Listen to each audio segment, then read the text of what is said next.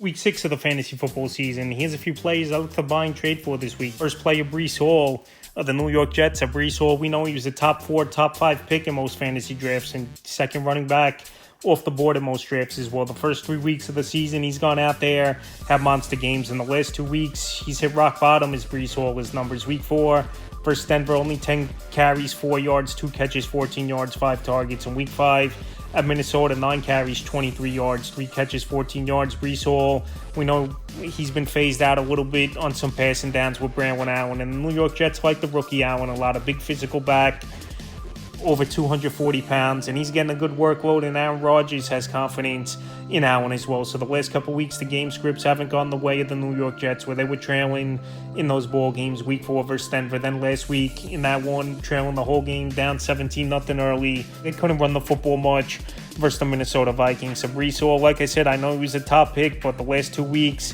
he's putting free agent type of numbers up off of guys you could get off the waiver wire. This will be a time to buy him low, because last season was a monster year. I think this Jet offense, they'll start to figure things out a little bit. They can't be any worse than last season with Zach Wilson and was at quarterback, and Breece Hall still put up monster numbers. I believe slumps over the last 2 games and game scripts not going his way. This is a perfect time to buy Hall this week. The next player, Marvin Harrison Jr.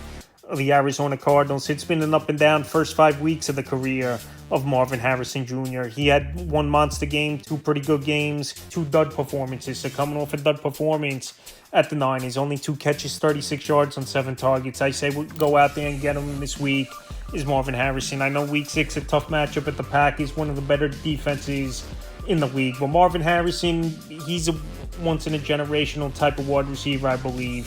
We've seen flashes already early on in the season, and off of 1 bad game, fantasy owners might get frustrated and might want to trade him loose. And this Arizona Cardinal team, they're going out there and they're playing not great football, but they're competing and even coming off an upset victory at the 49ers. So like I said, Marvin Harrison, he's the number 1 wide receiver on most teams and a number 2 for fantasy owners. And right now, well, his numbers haven't been top-notch where you got him in the second round. I think you could get him on a discount this week. The next player, Bijan Robinson of the Atlanta Falcons, just like Breece Hall, he's been phased out a little bit in terms of getting a full workload. Is Bijan Robinson, where Tyler Algier the last couple weeks has made some waves once again, getting some touches in the backfield for this Falcon team. So Bijan, yes, every game in PPR leagues, he's had double-digit fantasy points this season, but he was the 5th, 6th player off the board as well, and the 3rd running back in most fantasy leagues off the board is Bijan Robinson. So like I said, he's a big physical back.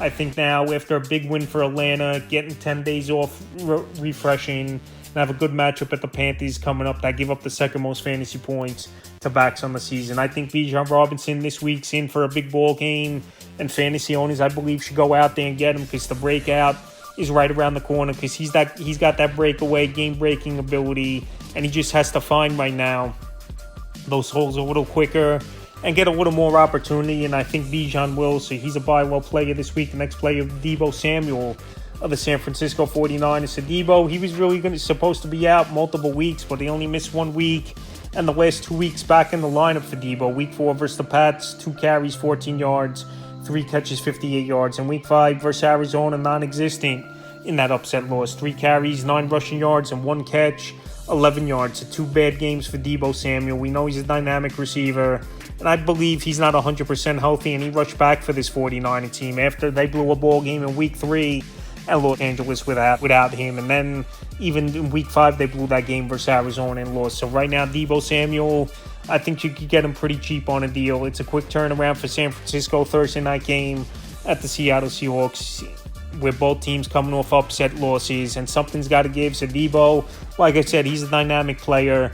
Last 2 games haven't done much, especially the last game, and he's a buy low candidate this week. The next buy, Tyreek Hill of the Miami Dolphins. I think Till is going to return sooner than later, and the target's week 8 supposedly for this Miami Dolphin team. So Tyreek Hill, he hasn't played well with Tyler Huntley, Skylar Thompson so far in the 3 games with those players. Week 3 at Seattle, 3 catches, 40 yards.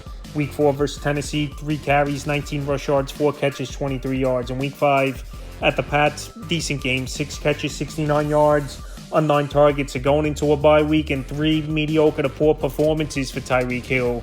This is a perfect time, I believe, for fantasy owners to go out there and get him, because week 7 is a decent matchup at the Colts, give up the 7th most points to wideouts. And then week 8, Tua should be back in the lineup, and he's a major upgrade, even if he's not 100% with Tyreek Hill in this offense. So Hill with the bye week and Tua's return in a few weeks, a perfect buy low candidate this week. The next player, Amari Cooper of the Cleveland Browns. Amari Cooper, there's been rumblings going around he might get traded, and we know this Cleveland Brown team, it's just been a horrible season, 1-4 on the season. But Amari Cooper, him and Watson haven't been on the same page. The targets are still there for Cooper, but he's only had one big game, and the rest of the year pretty much non-existent and non-impactful numbers for fantasy owners. So week 3, he had the big game, like I said, versus the Giants, 7 catches, 86 yards, 2 touchdowns. Then week 4, Vegas, 4 catches, 35 yards, a 70-yard touchdown was called back in that game on a penalty, and he dropped a couple passes.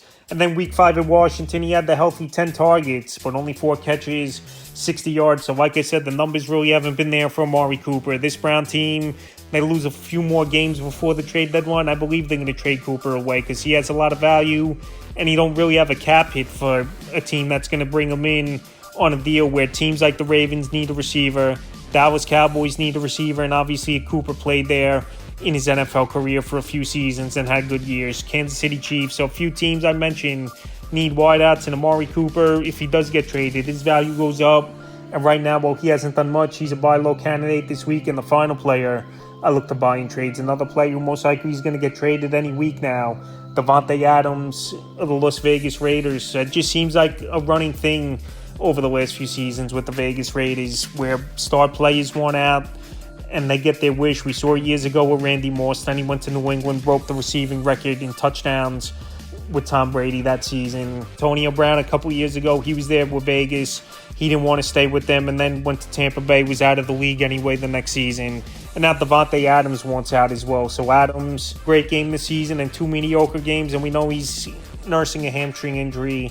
But the way it's going right now, looks like the Saints are the more aggressive team going for Davante Adams. But I believe when it's all said and done, he's going to get traded to the New York Jets in the next couple weeks, reunite with Aaron Rodgers and this New York Jet team after a bad performance and a bad loss versus the Minnesota Vikings. I believe they're going to go out there and try to make a play for Adams and possibly get him on the roster in the next couple weeks. So right now, well, Adams is most likely going to sit out before a trade comes to fruition, even though I believe it's going to happen sooner than later. He's a buy low candidate this week. That's a few plays I look to buy and trade for week 6 of the fantasy football season.